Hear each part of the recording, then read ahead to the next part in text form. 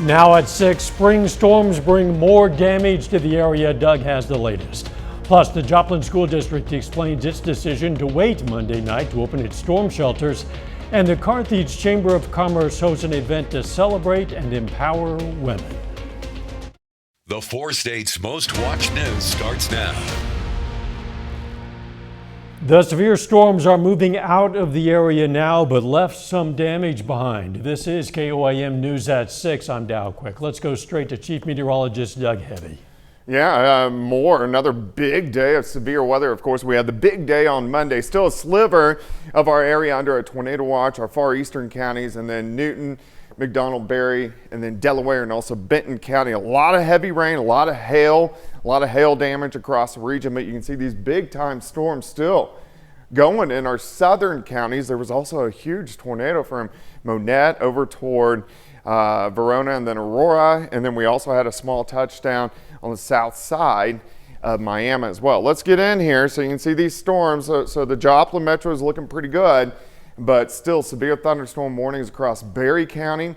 Very heavy amounts of rain. We can track back southern half of McDonald County into the northern half of Benton County. We also have a severe thunderstorm warning, and then tracking back into central parts of Delaware County. But all these storms slowly going to sink out of here, so they're pretty much out of here by 7 p.m.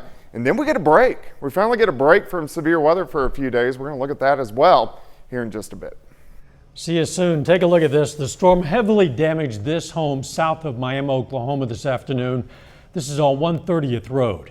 A couple who lived in this home say they took shelter in a closet, and they say no one was hurt. Fortunately, family and friends were gathering at the scene to help recover what they could. At least a couple of other homes in this same general area have relatively minor damage. This is on 120th Road near Miami. The storm also damaged an outbuilding, uprooted some trees, as you see. With severe weather affecting our area throughout the week, administrators in Carthage and Joplin are opening up and going more in depth about storm shelters being provided by the district. KOIM's Anthony Saviello has more. When storms roll through our area like the ones we experienced earlier this week, it's important to know where your safe place is and to have a plan. For many people in our area, their safe place is our schools. We are excited to be able to offer this to our community, and we think it's a great service. Just this week alone, we had over 306 community members utilize our safe rooms and our community shelters. So we're proud of that and we're happy for that. Dr. Holly Goodnight says she understands the importance of having community storm shelters available, especially after storms like the one our area experienced on Monday. But what is the basis for the shelters to be open? The safe room is open when the National Weather Service issues a tornado warning or a severe weather event with the excess of 75-mile-an-hour winds. That policy is similar to the Joplin School District. However, the Joplin system is automated and activates in 3 different instances. If a tornado warning is issued. The second is if the sirens, the City of Joplin turned on the sirens, then we will automatically initiate all of our safe rooms to open up just like we did Friday. And then the third is if we are watching the weather closely. I'm in constant communication with our emergency manager and our school safety coordinator, so we're always on the phone talking. If we think there is a tornado in any neighboring county or a severe thunderstorm to a point where it could possibly turn into a tornado in a neighboring county, we will automatically open our safe rooms at that point as well. The Joplin School District followed that policy Monday night when a tornado warning was issued in Cherokee County and Jasper County. Both administrators say the plans they have in place are the best plans for the safety of the community. On the research we've done since 2014, since we've opened them, between the usage and the supervision of them and the number of times they've been utilized, and like I said, the research we've done, we felt this is the best plan. I can tell you on the days that there are weather events that are predicted by the Weather Service that we're on the phone with our emergency managers, we're on the phone with our other school districts in our area. Reporting in Jasper County, Anthony Saviello, KOIM News. Now, the Webb City School District also released a statement saying they'll open their community shelter before the outdoor warning sirens are sounded. That's going to occur when Webb City's in the projected path of a National Weather Service issued tornado warning or severe weather event with life-threatening winds. Some electric customers in the Joplin area are still dealing with power outages caused by Monday's storm. Liberty Utilities' Facebook page reports that during the height of the storm, more than 17,000 customers did not have power. According to Liberty Utilities' outage map, 102 customers were still experiencing outages as of 4 p.m. today. A local restaurant in one of the outage areas says their power returned, but not in time to save some ingredients. The power had returned last night around 7 p.m. So everything seemed to be back on and working. Unfortunately, we had to clean up before we opened and all that. We lost some food and stuff, but that's things like that happen. Zika says this is the first time they lost power at their Duquesne location. If you want to see our latest severe weather coverage wherever you are, including cut-ins to regular programming, just download the KOAM Plus app. Might as well do it right now. When the storms move in, we're going to keep you in the know, even on the go. It's available free of charge on your phone, as well as Roku and Amazon Fire TV. The Carthage Chamber of Commerce held their annual Empowering Women in Business conference today. More than 100 women from all over the area took part. The event featured national power coaching and author Anita Brooks. Participants also took the opportunity to learn lessons from a panel discussion on mother-daughter business partners. The Lady Norths of NEO get ready for some postseason softball play. John Dales is going to have that story for us a little bit later in sports. But first, a Webb City firefighter hangs up his helmet after 40 years of service. After more than 40 years serving the community, a Webb City firefighter will retire next week. KOAM's Fernandez Silva spoke to him. Soon, Jackie Clark's picture will leave this wall where the current crew is featured and will go to this one next to other fellow retired firefighters. It's scary and excited at the same time. It's like if anything's going to happen, usually happens the last few days. Clark doesn't have too many reasons to be superstitious. His very first day of work was a Friday the 13th. But even though some bad memories still haunt him. And she's conscious, really bad shape. And her screaming my name, telling me not to let her die. I occasionally still hear that in the middle of the night. He had a successful, beautiful career. Clark is the third longest serving firefighter in the history of the department. He has done it all, from delivering babies to saving lives and houses. Years also filled with some great memories. I love the school tours. See, on my shift, the kids come in, we'll set up one of the hoses, 1 3/4 line, and let them spray water. Those days were especially fun for Clark's daughter. You got to be the cool kid because your dad's spraying the water hose. His retirement brings mixed feelings. I know how much my dad loves to be a fireman, and that's like such a huge part of his identity. It's going to be hard for me to turn loose. I won't have my radio. I get all the 911 alerts in the city on my phone. Well, that'll go away. But the Webb City Fire Department will still hear from him. When we run through the neighborhood, all the dogs start howling. Well, I'm going to be the one sitting on the porch when the fire truck goes by howling. Yeah. In Webb City, Fernanda Silva, KOAM News. We give him our congratulations and thanks. Clark says he now hopes to enjoy his cars, travel with his wife, and work on some honeydews. Doug's forecast is next, and a little bit later, a Sarcoxy senior takes aim at her sporting future. We're going to have more on the standout signing her letter of commitment coming up in sports.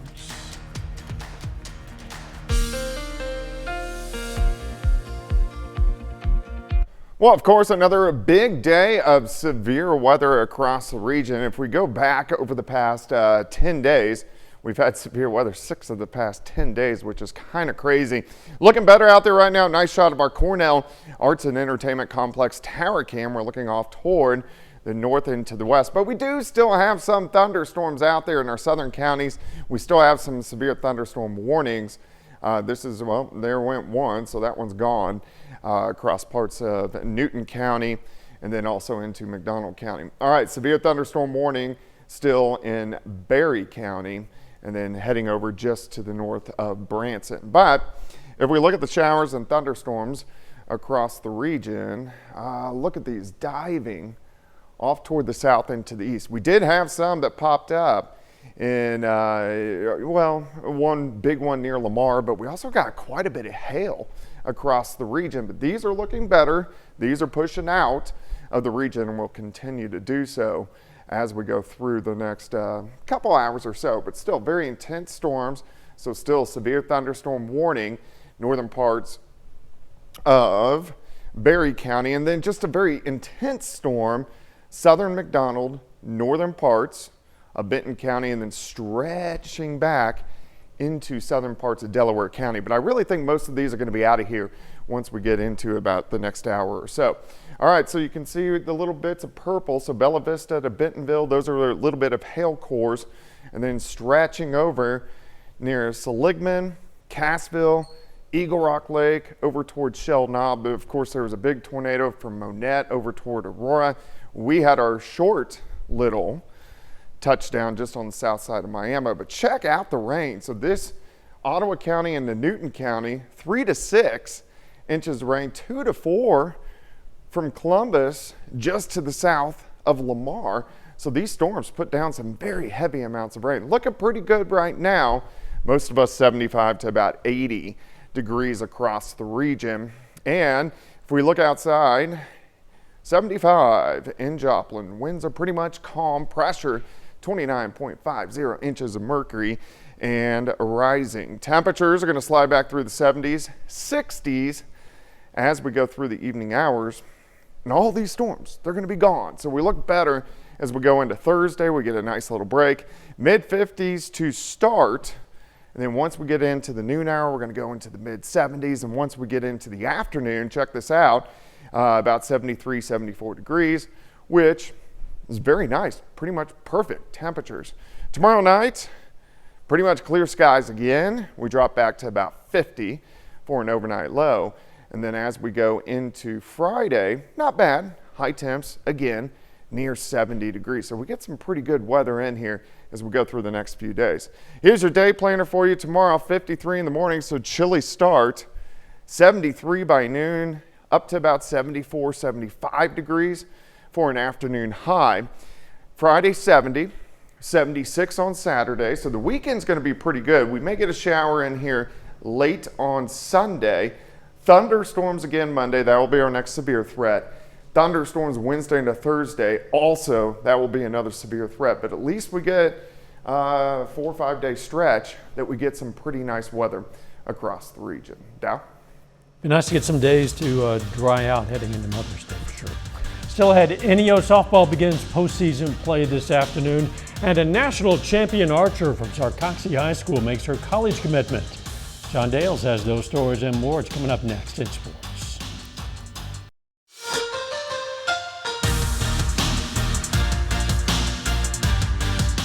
We are getting towards the final days of the 2023-24 academic year for our local high schools. Today, a few more student athletes signed letters of intent to advance their careers to the collegiate levels.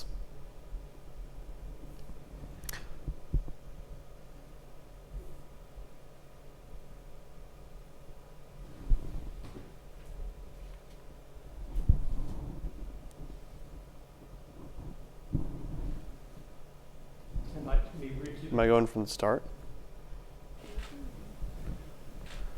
Today at Sarcoxie High School, senior Alyssa Willis signs with Missouri Valley College. She has a scholarship to continue her archery career there. Willis, who has won state, national, and world championship trophies in her time at Sarcoxie, is excited to have her archery career give her an opportunity like this. It's felt pretty good because I feel like over the years I haven't noticed much of a payoff other than winning, obviously, but in the grand scheme of things, this is going to make so much more of a difference than anything else I've ever won. So this is going to be a huge change, especially with new coaches and just new faces. It'll be great. Over in Kansas, a couple hours later, at Frontenac High School this afternoon, two Raider dancers signed letters of intent to continue their careers at Pittsburgh State. Emma Eckstein and Anna Marie Martin both will join the PSU dance team next year. The future Gorillas are both excited about this new opportunity. It's definitely been really exciting leading up to this point. You know, I've danced basically my whole life, so leading up to this, really I have a big dream making the team, and when I did I was super excited, and today just made it even more real. I decided I was going to try out like a month ago, and I was like, oh, you know, you never know if you're going to make it, but next step is really exciting for me because I'm glad I just get to continue my dance journey and continue working in dance. Over to junior college softball, NEO begins postseason play at the Region 2 tournament today. Lady Norse lose a close one 5-4 to Rose State College. This is a double elimination tournament though, so NEO's season not done yet. Lady Norse are down to their last life though. They play again tomorrow night at 6:30. Over in Major League Baseball, the Royals finished their homestand tonight with the Brewers, trying to get the series win in what will be their last home game for the next 9 days. Fifth inning is where we pick it up. Royals lead 2-1. Kyle Isbell grounds it down the line to first. Gary Sanchez makes the diving stop, gets back to the bag in time for the out. Nice heads-up play by him. Keeps the Royals from adding to their early lead. We go ahead into the 7th. KC leading 3-1. Sanchez at the plate this time. Sends this pitch deep the other way, gone for a solo homer. His 5th of the year. Brewers are within 1 run. 3 batters later, same score. Bryce Terang goes into left field. MJ Melendez comes up with it. He fires home, play at the plate, and out at the plate. Great throw by Melendez to get it down to Dunn at the plate. Royals still up 3-2. Now we go to the 8th inning. Same score. Bobby Witt Jr. steps up to the plate in a big opportunity, and he smashes this pitch deep to left center. Gone for a home run. And check this out. A Brewers fan is actually the one that catches it, and he's not very happy. Witt Jr. goes 2 for 3 with an RBI. Royals win 6-4.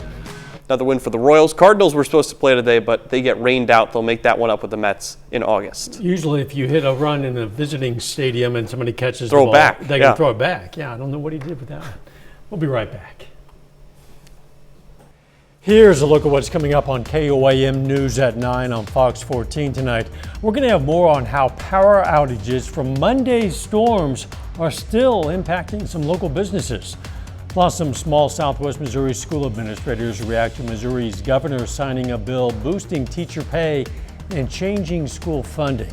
And how rising home insurance costs are impacting home prices. Those stories, a lot more, is coming up tonight. KOAM News at 9 on Fox 14. Well, today is National Ride Your Bike to School Day, and students who are part of the Cecil Floyd Bike Bus Group in Joplin had the opportunity to commemorate the day while celebrating their accomplishment of reaching more than 2,000 miles ridden to the school this academic year. Cumulatively, of course, otherwise it'd be a really long ride. Friends and family of the riders were encouraged to bring cowbells and signs to cheer them on. Good to see all those kids out doing that. Fortunately, before the weather was nasty. Yeah, most of the thunderstorms pretty much rolling out of here as we go through the rest of the overnight hours. Nice stretch, 74 tomorrow. Final sports note. Frontenac baseball wins its first playoff game today over Cherryville, advances to sub-state semifinals. Thanks for joining us. We'll see you right back here at 10. Let's make it a great evening.